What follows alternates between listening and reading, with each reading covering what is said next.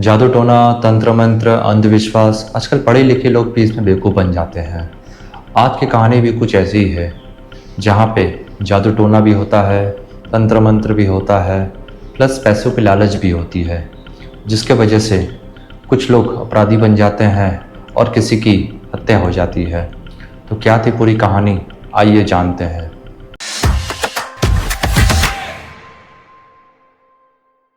ये कहानी है 2019 की। 3 फरवरी 2019 को उदयपुर के पास एक पुल थी। वहाँ रात के समय कुछ बच्चे लोग गुजर रहे थे। बच्चे लोग देखते हैं एक महिला की लाश पड़ी हुई है। वो डर जाते हैं और फौरन पुलिस को बुलाया जाता है। पुलिस जब आती है तो देखती है एक महिला की लाश पड़ी हुई है और पास में एक कार पलटी खा करके गिरी पड़ी हुई है। पुलिस फौरन उस बॉडी को उठा करके पोस्टमार्टम के लिए भेज देती है। अब अगले दिन यानी कि 4 फरवरी 2019 को एक महिला उदयपुर के पुलिस स्टेशन में जाती है और अपनी बहन की मिसिंग रिपोर्ट लिखाती है। इस महिला का नाम होता है चारुलता और जिस छोटी बहन के लिए मिसिंग रिपोर्ट लिखाती है उसका नाम होता है रुचि। वो बताती है कि कल रात से यानी कि 3 फरवरी 2019 के रात से उसकी बहन लापता है। अब पुलिस को शक होता है कि कल जो उन्हें लाश मिला है वो ना हो ये इसी की बहन हो। इसीलिए पुलिस वाले अब इसे क्राइम स्पॉट पे लेके जाते हैं।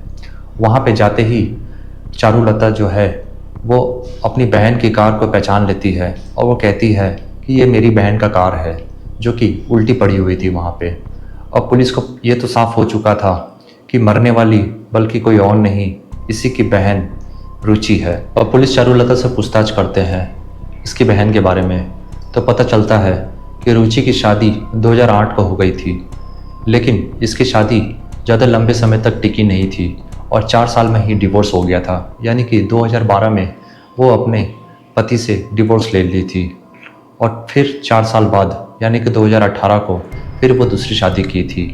वो जो दूसरी शादी की थी वो मुंबई का लड़का था। इसीलिए रुचि जो है अब उदयपुर से मुंबई शिफ्ट हो जाती है। लेकिन पहले पति के साथ में उसे एक लड़की हुई रहती है, जो कि उस लड़की को सेकंड पति अपनाना नहीं चाहता था।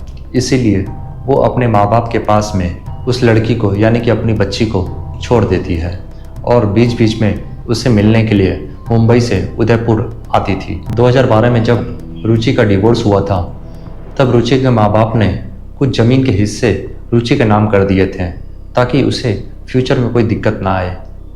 और वो लोग उसकी बेटी की भी अच्छे से हिफाजत रखते हैं और उसे स्कूल में पढ़ाते लिखाते हैं। अब यहाँ पुलिस उसके पहले पति के तहकीकात करते हैं, लेकिन पुलिस को ऐसा कुछ भी नहीं मिलता है कि जिस पे वो शक कर सकें। फिर सेकंड पति पर शक किया जाता है, लेकिन सेकंड पति के बारे में भी पुलिस सोचती है कि अगर उससे हत्या करनी होती तो वो मुंबई से इतना दूर उदयपुर क्यों आता, वो मुंबई में भी हत्या कर सकता था। फिर पुलिस उसकी सीढ़ियाँ निकलवाती है, लोकेशन वगैरह चेक करती है, लेकिन सेकंड पति भी साफ़ सुथरा निकलता है। पुलिस उसे भी क्लीन चिट दे देती है। यही रुचि और चारुलता का एक भाई भी होता है जिस पे पुलिस शक करती है, क्योंकि जब रुचि के माँ बाप कुछ ज़मीन के हिस्से रुचि के नाम कर रहे थे तब इसके भाई को इस बात पे आपत्ति थी। जब पुलिस इसके भाई के एंगल को खंगालती है तो भी कुछ नहीं मिलता है। इसलिए अब पुलिस उसके भाई को भी क्लीन चिट दे देती है। लेकिन अब पुलिस के पास में बड़ा सवाल था कि आखिर हत्या किया किसने, क्योंकि दोनों पति साफ सुथरे निकले, यहाँ तक कि इसके भाई का भी कोई रोल नहीं था। प्लस चारुलता की जो कि खुद एक कंप्लेनेंट थी, लास्ट में बचा ही कौन, सिर्फ उसकी एक 11 साल की बेटी। अब पुलिस फिर से उस मौका वारदात में जाते हैं जहाँ पे उन्हें रुचि की लाश मिली थी। वो वहाँ जा कर के तहकीकात करते हैं। उन्हें कुछ तंत्र मंत्र की सामान मिलती है, जैसे कि सिंदूर, नींबू वगैरह वगैरह। तो पुलिस को कुछ ना कुछ एहसास हुआ कि कहीं हो ना हो ये तंत्र मंत्र का एंगल हो, क्योंकि उदयपुर के जिस जगह में ऋचा रहती थी वहाँ पे तंत्र मंत्र बहुत ही ज़्यादा फेमस था। वहीं पे एक तांत्रिक था जिसका नाम था प्रदीप। प्रदीप अपने इस गांव में बहुत ही ज़्यादा फेमस था और उसकी क्रिमिनल हिस्ट्री भी पूरी साफ थी। लेकिन पुलिस को उसके ऊपर शक होता है, क्योंकि पुलिस जब रुचि की बॉडी को मुर्दाघर लेकर के आई थी तब शोक जताने के लिए वहाँ प्रदीप ही मौजूद था। अब पुलिस प्रदीप से पूछताछ करती है कि आखिर वो शोक सभा में क्यों शामिल था। तो वो कहता है पुलिस को कि रुचि उसकी बहन जैसी थी, वो जो भी काम करती थी उसे बिना पूछे नहीं करती थी। पुलिस अब इसके बैकग्राउंड को खंगालती है लेकिन पुलिस को कुछ हाथ नहीं लगता है। लेकिन पुलिस को जरूर ये बात था कि हो ना हो इसके पीछे कुछ तंत्र मंत्र का जाल हो। इसीलिए पुलिस फिर से प्रदीप को उठाती है और उसे एक ट्रिक खेलती है। पुलिस उससे कहती है कि तुमने जो भी किया है हमें सब पता चल गया है, अपना गुनाह कबूल कर लो और सारी बातें साफ साफ बता दो। अब प्रदीप यहाँ डर जाता है और बताता है कि हाँ की हत्या मैंने ही किया है। अब पुलिस के सामने ये तो साफ हो चुका था कि कातिल प्रदीप है, लेकिन उसने ये हत्या कैसे की और क्यों की ये उससे जानना था। अब इसे जानने के लिए वो प्रदीप से पूछते हैं कि आखिर तुमने ये हत्या क्यों की और कैसे की, या फिर किसके कहने पे की। तो वो अब सारी बातें बताता है। दरअसल बात कुछ ऐसी थी कि रुचि का जो दूसरी शादी थी, वो जिस लड़के से शादी की थी उस लड़के का भी वो दूसरा शादी था और उसकी पहली पत्नी कैंसर की वजह से हॉस्पिटल में एडमिट थी। बहुत ही ज़्यादा देखरेख करता और वो अपने पत्नी यानी कि रुचि से वो कहता कि जब तक मेरी पहली पत्नी जिंदा है तब तक मैं उसका ख्याल रखता रहूँगा और तुम इस बात का बुरा मत मानना। लेकिन कहीं ना कहीं रुचि के अंदर इस बात पे जरूर आपत्ति थी। खैर उसकी बेटी जो अपने नाना नानी के साथ में उदयपुर में रहती थी, रुचि हमेशा वक्त वक्त में मुंबई से उदयपुर में आती और अपनी बेटी से मिलती। यही इसकी बेटी जिस उदयपुर के स्कूल में पढ़ती थी वहाँ के ओनर होते हैं भूपेंद्र। भूपेंद्र का रिश्ता रुचि के घर वालों से अच्छा था, इसलिए उनका आना जाना भी लगा हुआ रहता था। भूपेंद्र को एक बार 30 लाख रुपए की ज़रूरत होती है अपने स्कूल के लिए और उन्हें पता होता है कि रुचि के फैमिली के पास में अच्छा खासा पैसा है। या उन्हें ये भी पता होता है कि रुचि को जो ज़मीन उसके माँ बाप ने दिया था उस ज़मीन के कुछ हिस्सा को बेच करके कुछ मोटा कैश वो अपने बैंक अकाउंट में रखी है। इसीलिए भूपेंद्र रुचि से मदद मांगता है और उसे 30 लाख रुपया देने को कहता है। रुचि अब उसे इंटरेस्ट के तौर पे वो 30 लाख रुपए भूपेंद्र को दे देती है और हर महीना एक मोटा इंटरेस्ट रुचि के पास में भूपेंद्र से आता रहता है। अब यहाँ भूपेंद्र जो होता है उसकी फाइनेंशियल स्थिति सही नहीं होती है और उसे बड़ा कष्ट होता है हर महीना इंटरेस्ट देने को। इसीलिए वो एक चाल चलता है, वो एक तांत्रिक को पकड़ता है जिसका नाम होता है प्रदीप। वो प्रदीप से कहता है कि कुछ ऐसा तंत्र मंत्र कर दो जिससे रुचि उससे पैसा भी ना मांगे और उसे कोई पैसा भी ना देना पड़े। वो ये भी कहता है कि अगर तुमने ये काम कर दिया तो मैं तुम्हें एक अच्छा पैसा दूंगा। अब अगले दिन से प्रदीप रुचि के घर में रात के समय कभी हड्डी, कभी सिंदूर, कभी नींबू वगैरह वगैरह फेंकता रहता और रुचि जब सुबह उठ के देखती तो वो डर जाती।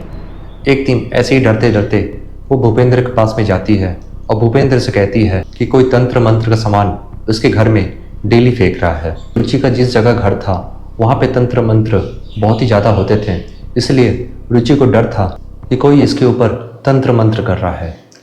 अब भूपेंद्र सलाह के तौर पे प्रदीप का नंबर देता है और कहता है कि ये शहर के बहुत ही नामी तांत्रिक है, तुम इससे कंसल्ट करो। अब रुचि करती भी वैसे ही है, वो प्रदीप के पास में जाती है और सारी मुश्किलें बताती है। और प्रदीप जो कि वो खुद ही फेंक रहा था, उसे तो पता ही था कि डेली रात को उसके घर पे क्या क्या फेंका जा रहा है। अब प्रदीप उसके सामने झूठी तंत्र मंत्र की एक विद्या करता है और कहता है कि कल से तुम्हारे घर में ऐसा कुछ भी नहीं होगा। अब क्योंकि ये सारे काम प्रदीप खुद ही कर रहा था, इसलिए अगले दिन से प्रदीप अब फेंकना बंद कर देता है। अब यहाँ रुचि को प्रदीप के तंत्र मंत्र पे बहुत ही ज़्यादा भरोसा हो जाता है।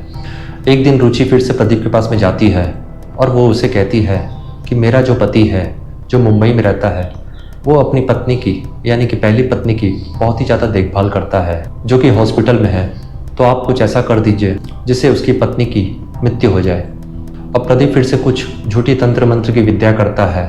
अब यहाँ किस्मत देखिए प्रदीप की, जिस दिन इसने ये झूठी तंत्र मंत्र की विद्या किया उसके 2-3 दिन बाद ही रुचि के पति की पहली पत्नी की मृत्यु हो जाती है।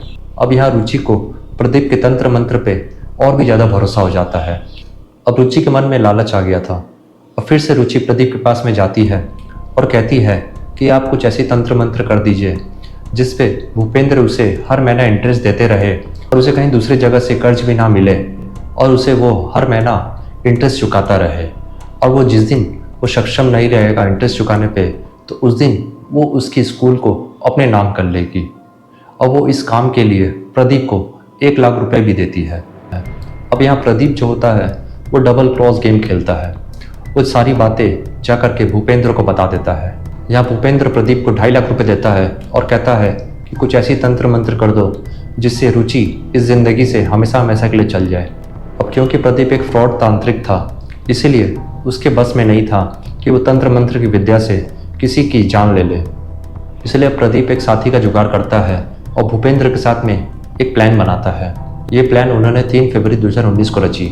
रात के वक्त प्रदीप रुचि को फ़ोन करता है और कहता है कि हमें तंत्र मंत्र आज की रात करनी होगी। वो उसे एक जगह बताता है जो कि रुचि के घर से करीब 30 किलोमीटर दूर था, और उसे ये भी कहता कि तुम जब घर से निकलो तो किसी को ये बात मत बताना और किसी को भी मत बताना कि तुम कहाँ जा रही हो।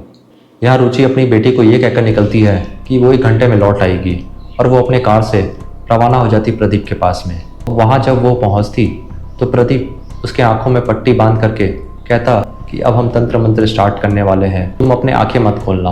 और पीछे से प्रदीप का साथी एक मोटा सा पत्थर ला करके रुचि के सर पे मार देता है, जिससे उसकी वहीं मृत्यु हो जाती है। और रुचि जो कार लेकर के आई थी वो उसे वहीं पलट देते हैं, जिससे कि ये हत्या एक एक्सीडेंट का रूप लगे। अब ये सारी कहानी सुनने के बाद में पुलिस भूपेंद्र, प्रदीप और उसके साथी को गिरफ्तार कर लेती है, और कुछ दिन पहले ही कोर्ट उन्हें उम्र कैद की सज़ा सुना देती है। तो दोस्तों, देखा आपने कैसे एक झूठी तंत्र मंत्र की विद्या एक पढ़े लिखे इंसान को बेवकूफ़ बना दी, और पैसों के लालच किसी की जान ले ली और किसी को गुनहगार बना दिया। तो यही थी आज की कहानी। फिर से मिलते हैं किसी नए नेक्स्ट रियल क्राइम स्टोरी में।